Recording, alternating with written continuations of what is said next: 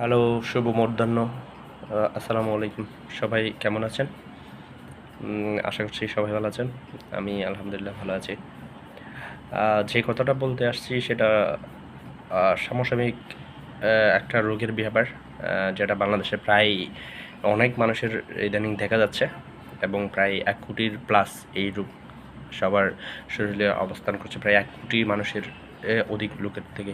বিশেষ করে যেটা বলছি এটা হচ্ছে hepatitis A, B, C, D, E নিয়ে।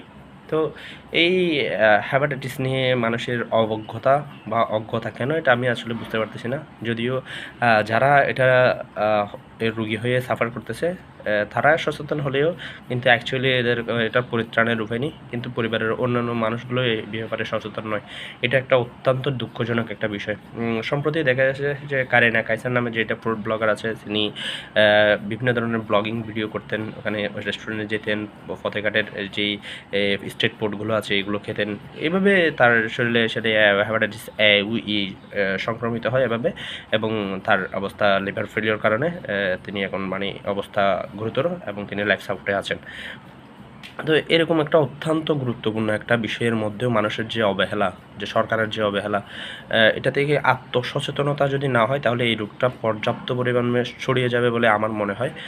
তাই এদিক থেকে পরিত্রাণের উপায় যদি কোনো একটা কিছু চিন্তা করি তাহলে আমাদের ব্যক্তিগতভাবে সচেতন থাকতে হবে, এবং বাজারে হেপাটাইটিস এ, বি, সি এরকম বিভিন্ন ধরনের টিকা পাওয়া যায়, এবং টিকা যদি দেওয়া হয় তাহলে সেদিক থেকে একটু বেটার ফিল করে সবাই ভালো থাকবে, এই আশা তো করতে পারি। যে এইভাবে সবাইকে সচেতন থাকতে হবে। বিশেষ করে রাস্তার যেই এই স্ট্রিট ফুডগুলো আছে, মানে পথের যেই দোকানগুলো আছে ওই দোকান থেকে বাইরের, অর্থাৎ আমি বোঝাতে চাচ্ছি বাইরের কোনো খাবারই খাওয়া যাবে না।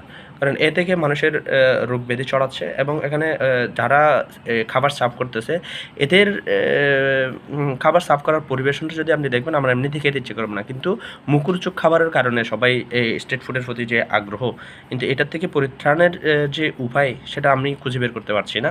বিশেষ করে চটপটি, ফুচকা, হাবিজাবি এই সেই সবগুলো মানুষ মারাত্মক ধরনের খেয়ে থাকে। চনামুড়ি, মানে ছোলা বুট, এগুলো তার চিটাগোর জন্য একটা প্রযোজ্য খাবারের মতো হয়ে দাঁড়িয়েছে এখন বর্তমানে। তো এদিক থেকে এই জিনিসটাকে যদি পরিত্রাণের উপায় হিসেবে যদি আমি দেখি তাহলে আমাদের থেকে এটা মারাত্মকভাবে সচেতন থাকতে হবে। এবং আমি সেটা মারাত্মক শব্দটা কেন ইউজ করছি, এটার একটা কারণ হচ্ছে যে সবাইকে মানে খুব বেশি সচেতন থাকতে হবে, নাহলে লিভার ফেলের মতো অবস্থা, হেপাটাইটিস বি, এর মতো ঘটনা ঘটতে পারে। যদিও প্রাথমিকভাবে এটা জন্ডিসের একটা লক্ষণ, দূষিত পানির একটা ব্যাপার স্যাপার আছে। তো এমনিতে আমাদের শহরের পানিগুলো দূষিত, নিরাপদ পানির যে একটা ব্যাপার সেটাও এখন সঠিকভাবে করা যাচ্ছে না। তো আমরা ফিল্টার পানি খাই, সিদ্ধ করে পানি খাই। এরকম যদি সুষ্ঠু পানি বা স্বাভাবিক ভালো পানি খেতে হয় তাহলে অবশ্যই সিদ্ধ পানি ফুটিয়ে খেতে হবে। এটা তো আমি না, এটা বাংলাদেশের সব জায়গায় সব স্বাস্থ্য খাতে যারা রাখে, সেটা হাসপাতাল বা ডাক্তার, ক্লিনিক যা সবাই এই ব্যাপারটাই বলে যে ফুটানো পানি হচ্ছে নিরাপদ পানি। আবার মাঝে মাঝে ফুটানো পানির মধ্যেও জীবাণু থাকে, তাইলে এটা বুঝতে হবে যে মানে পানির মাধ্যমে বিভিন্ন রোগ ছড়ায়। তো আমাদের উচিত যে এই সচেতনতা অবলম্বন করা। যেমন হেপাটাইটিস রোগ নিয়ে আমি জীবনে অনেক বেশি সাফার করতেছি, কারণ আমার ভবিষ্যৎ চিন্তা আর চেয়ে আমার মৃত্যু চিন্তার চেয়ে আমার ভবিষ্যৎ চিন্তা এখন বেশি হয়ে গেছে। কিন্তু আল্টিমেট আমার মৃত্যুর দিকে অনেক ধাপ এগিয়ে গেছি আমি, কারণ আমার নিজেরও এক হেপাটাইটিস বি আছে। দীর্ঘ 2021 সালে আমার হেপাটাইটিস বি ধরা পড়েছিল একজনকে রক্তদানের মাধ্যমে। 21 সালে না, সরি ফর দ্যাট, সেটা 2022 সালের দিকে বা 22 সালের শেষের দিকে। তো রক্তদানের মাধ্যমে আমি এটা বুঝতে পেরেছি যে আমার শরীরে হেপাটাইটিস আছে, বাট এটা যে লিভার সংক্রমণ হয়ে যাবে সেটা আমি বুঝতে পারিনি। যদিও আলহামদুলিল্লাহ এখন আমার শারীরিক কন্ডিশন ভালো আছে। আমি প্রতি 3 মাস 5 মাস এভাবে ডাক্তারের কাছে ট্রিটমেন্ট নিচ্ছি। এটা একটা ব্যাপার। তো যে বিষয়টা উল্লেখযোগ্য বিষয় যেটা বলতে চাচ্ছি এটা হচ্ছে যে হেপাটাইটিস বি, ই যে ব্যাপারটা আছে এখানে, সর্বপ্রথম আবার আরেকটা বিষয় হচ্ছে বাংলাদেশের যে অবস্থা, সেখানে মূল বিষয়টা হচ্ছে যে হেপাটাইটিসের থেকে আগে যে ব্যাপারটা এটা হচ্ছে ফ্যাটি লিভার। ফ্যাটি লিভার হচ্ছে মানে লিভারের একটা স্বাভাবিক লিভারের থেকে একটু কী বলে, ম্যাথের কারণে চর্বি বৃদ্ধি পায়, এখান থেকে ফ্যাটি লিভার সৃষ্টি হয়। ফ্যাটি লিভারকে একবার লিভারের এক প্রকার এটা একটা সংক্রমণ। এটাকে যদি অবহেলা করা হয় তাহলে এখান থেকেও মানুষ কি মারাত্মক ধরনের ফেলিওর অবস্থা, লিভার ফেলিওর অবস্থার মধ্যে যেতে পারে। তাইলে এখানে আমাদের অত্যাধিকভাবে সচেতন থাকতে হবে। বিশেষ করে ফ্যাটি লিভার বা হেপাটাইটিস এ, বি, সিগুলো যাদের আছে তাদের শারীরিক কন্ডিশন তেমন একটা ভালো থাকে না সারা বছর। বিশেষ করে ফ্যাটের যে অবস্থা, মানে ফ্যাটের ফাঁপা থাকে, গ্যাসের একটা প্রবলেম থাকে।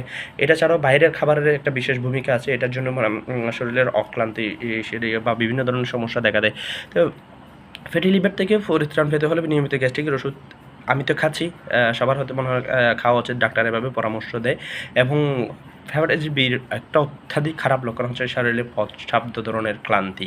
এই ক্লান্তি থেকে মানুষকে যদি সঠিকভাবে বাঁচতে হয় তাহলে নিয়মিত ডাক্তারের পরামর্শ নিতে হয়। ডাক্তারের পরামর্শ নিলেও যে সঠিকভাবে মানে ক্লান্তি ছাড়া জীবনযাপন করা যায় সেটাও আমি চোখ দেখছি না। কারণ আমার দীর্ঘদিন ধরে আমি হেপাটাইটিস বির আক্রান্ত। আমি এখান থেকে এই চিকিৎসা থেকে পরিত্রাণের জন্য হোমিওর কাছে গিয়েছিলাম, বিভিন্ন ডাক্তারের কাছে গেছি, ডাক্তার পরিবর্তন করেছি, কিন্তু এর কোনো চিকিৎসা নেই। যে প্রাথমিক যতগুলো চিকিৎসা আছে এগুলো হচ্ছে একটু নিয়ম শৃঙ্খলার মধ্যে থাকলে আলহামদুলিল্লাহ আমার এমনিতে হেপাটাইটিস বি ভাইরাসের যেই ভাইরাসগুলো আছে সেগুলো সেটা নন রিয়েক্টিভ আছে, এদিক থেকে একটু ভালো স্বস্তিতে আছে আলহামদুলিল্লাহ। তারপরেও আমার ঘন ঘন ডাক্তার দেখাতে হয়, সামনে ডাক্তার দেখাতে যাব, এই একটা ব্যাপার। তবে জীবনের কোনো না কোনো এক সময় এটা যদি মারাত্মক ধরনের অবস্থার মধ্যে দাঁড়ায় তাহলে আল্লাহ কখন জানি ক্যান্সার দিয়ে দেয় সেটা বলা মুশকিল। তো যে জিনিসটা বলতে চাচ্ছি, ক্যান্সার হলে সেখানে ক্যান্সার না, আলটিমেট সৃষ্টিকর্তার উপর বিশ্বাস করতে হবে যে আমি না, এটা পৃথিবীর সবাই জন্মিলে মরিতে হবে, অমর কে কোথা কবে, মাইকেল মধুসূদন দত্তের এই লেখাটা আমি ধরনের বিশ্বাস করি যে জন্মিলে মরিতে হবে। এই বিশ্বাসটুকুর উপরে ক্যান্সার যা ডাজেন্ট ম্যাটার। বাট যদিও ক্যান্সার হয় তাহলে যে মানুষের কাছে পৃথিবীতে বাঁচতে চাওয়ার যে একটা আকাঙ্ক্ষা, ইচ্ছা, এই জিনিসটা মারাত্মক ধরনের প্রভাব ফেলে। তো সবার তো ইচ্ছা থাকে যে আমি পৃথিবীতে আরও অনেক বছর বেঁচে থাকবো, এটা আমার অধিকার। বা সৃষ্টিকর্তাও মানুষকে সচেতনতার দিক দিয়ে পরিপূর্ণতা দিয়ে মানুষকে দুনিয়াতে পাঠায় এবং সবাইকে সচেতন থাকতে বলে। সেই দিক থেকে আল্লাহ আমাদের সুস্থ রাখুক সবাইকে। এবং যাদের ক্যান্সার সৃষ্টি হয়েছে পরে hepatitis A, B, E, C এগুলো থেকে যাদের liver cirrhosis, fatty liver, liver cirrhosis এইরকম ব্যাপার দাঁড়ায়, ফাইব্রোসিস এবং লিভার ক্যান্সার, এগুলো থেকে বাঁচার জন্য মানুষ অনেকভাবে সাহায্য সহযোগিতা পারতে না। আমার ব্যক্তিগত সিদ্ধান্ত হচ্ছে আল্লাহ আমাকে এই লিভার ক্যান্সারের মতো অবস্থার মধ্যে লিভার সিরোসিস বা fatty liver cirrhosis, liver failure এরকম অবস্থা যেন মধ্যে না দাঁড়ায়। যদি এরকম অবস্থার মধ্যে দাঁড়ায়ও আমি আমার পরিবার এবং আমার আত্মীয় স্বজনদের থেকে অনুরোধ করবো যে আল্লাহ তুমি আমাকে নিয়ে যাবা, ঠিক আছে, এই পৃথিবীতে তুমি আমাকে ক্যান্সার দাও, যাই দাও, সে আমাকে নিয়ে যাবা, কিন্তু আল্লাহ তুমি আমাকে মানুষের দ্বারস্থ হতে দিও না, আমার এটা অপছন্দ। আমি আল্লাহর কাছে সন্তুষ্ট থেকে পৃথিবীতে আমি ত্যাগ করতে চাই, সেটা আমার ব্যক্তিগত একটা ইচ্ছের বহিঃপ্রকাশ আমি বলছি। কারণ আমার সৃষ্টিকর্তার কাছে আমি কখনো হাতে মানুষের থেকে হাত পেতে চাইবো না। আমি যা চাইবো সরাসরি আমি অনেক পাপী বান্দা, ঠিক আছে, কিন্তু আমি আল্লাহর কাছে চাইতে পারি যে আল্লাহ আমাকে সুস্থ করে দাও।